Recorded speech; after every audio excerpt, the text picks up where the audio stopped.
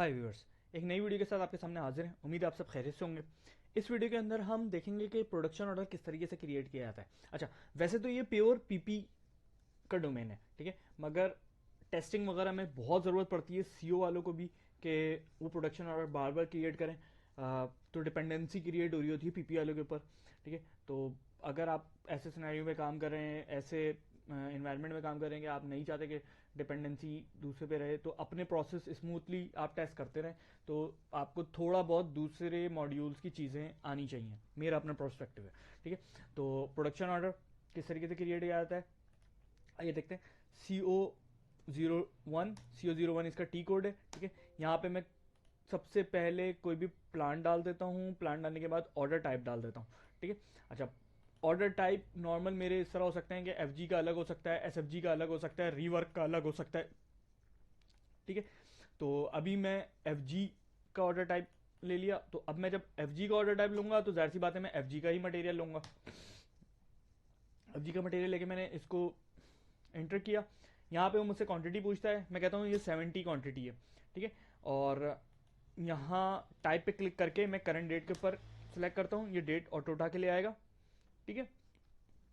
Then उसके बाद assignment की फील्ड में आप ये देख लें, कोई हमें कुछ चेंजिंग नहीं करनी, नॉर्मल प्रॉफिट सेंटर वगैरह खुद उठकर आ जाता है, क्योंकि जब हम मटेरियल लेते हैं तो प्रॉफिट सेंटर ऑटोमेटिक उठ जाता है, ठीक है। गुड्स रिसीव के अंदर ये अभी ज़रूरत नहीं पड़ती, ये जब इसको टैको वगैरह कर रहे होते हैं तो फिर उस टाइम पे मतलब गुड रिसीव वगैरह कर रहे होते हैं, ठीक है। इसमें भी कंट्रोल में अभी कुछ भी चेंजने की ज़रूरत नहीं है। मास्टर डाटा, लॉन्ग टैक्स, ठीक है, ये हो गई नंबर 1। अच्छा, उसके बाद जब हम ये सिलेक्ट कर लेते हैं तो इसके अगेंस्ट पे अब यानी कि हम ये कह रहे हैं कि जब ये मटेरियल बनेगा, ये मटेरियल बनेगा तो उसका बॉम्ब क्या होगा, ठीक है। कंपोनेंट, कंपोनेंट पे क्लिक करते हैं। कंपोनेंट पे क्लिक करने के बाद जो है वो हम इस पर्टिकुलर मटेरियल को हम कह रहे होते हैं कि किस स्टोरेज लोकेशन से उठाना है। यानी कि अब देखें जब ये मटेरियल बनने जाएगा तो 120 समथिंग इसको ये रिक्वायर्ड है, ठीक है। अब ये किस स्टोरेज लोकेशन से उठाना है, मैं कह देता हूं भाई आप 1209 स्टोरेज लोकेशन से उठा लें, ठीक है। सेम इसी तरह ये जो है वो 1201 स्टोरेज लोकेशन से उठा लें। और ये पैलेट देख लेते हैं हम। पैलेट देखें अभी किसी जगह पर भी कोई नहीं रखा हुआ, ठीक है। तो हम क्या करेंगे, इस पैलेट को इन कर लेंगे। अच्छा, ये इन भी नॉर्मली इस तरह नहीं हो रहा होता, मैं अगेन रिपीट कर दूं। प्रॉपर इसकी PR जनरेट होती है, फिर PO, फिर मीगो, मायरो समथिंग इस तरह करके ना, ठीक है। मगर अभी क्योंकि हमें अपना जस्ट प्रोसेस चेक करना है तो इसके लिए हम गुड्स रिसीव डायरेक्ट करवा लेते हैं, ठीक है। तो गुड्स रिसीव मैं मीगो पर आया हूँ, ठीक है। गुड्स रिसीव फिर अदर पर आया। अदर पर आने के बाद मैंने यहाँ मटेरियल डाला है पैलेट। पैलेट मटेरियल डालने के बाद इसको इंटर करता हूं। इंटर करने के बाद ये देखें यहाँ पे एक पैलेट रिक्वायर्ड है एक के लिए ना, तो मैं अभी फिलहाल क्या करता हूँ 50 पैलेट इन कर लेता हूँ, ठीक है। वेयर इन करना है 1200 प्लांट के ऊपर, और यहाँ पे 1201 कर लेता हूँ ऑफसेट स्टोर समथिंग, ठीक है। तो ये मेरा इनपुट हो गया है। इसको मैं चेक करता हूँ। चेक करने के बाद अच्छा ये देखें ये गुड रिसीव अदर के तौर पे इन कर रहा हूँ मैं इसको, ठीक है, ये याद रखिएगा। इसको मैं सेव करवा देता हूँ। अब जैसे ही मैं इसको सेव करवाता हूँ मेरे पास यहाँ पर क्या होना चाहिए, मटेरियल अवेलेबल हो जाना चाहिए, ठीक है। ये मटेरियल अगर अवेलेबल ना हो तो उसके लिए, ठीक है, ये देखें 50 मटेरियल अवेलेबल हो गया मेरे पास, ठीक है। ये मैंने एंटर किया। एंटर करने के बाद मैंने इसको सेव करवा दिया।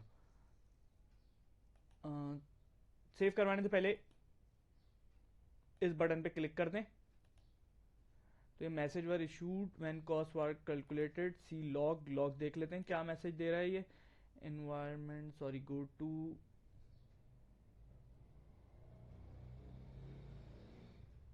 कोई ऐसा खास लॉग होगा नहीं, ठीक है। प्लान कॉस्ट आने लग गई है, देखें मैंने, सॉरी मैंने बताया नहीं। गो टू में कॉस्ट पे जाके मैं एनालाइज पे क्लिक करता हूँ, देखें मेरे पास अभी प्लान कॉस्ट इसकी आने लग गई है, ठीक है। प्लान कॉस्ट पे मैं आइटमाइजेशन पे भी जाके देख सकता हूँ। अच्छा, ये हमारा डोमेन है, हम यहाँ पे चीज़ें देख सकते हैं। देखें कौन कौन सा मटेरियल कितना लग रहा है और कौन कौन सी इसके ऊपर एक्टिविटीज़ वगैरह लग रही हैं, ठीक है। मैं इसको सेव करवा देता हूँ। ये मेरा ऑर्डर जनरेट हो गया है। बड़ा लंबा सा नंबर जनरेट हुआ है, नॉर्मली हो नहीं रहा था।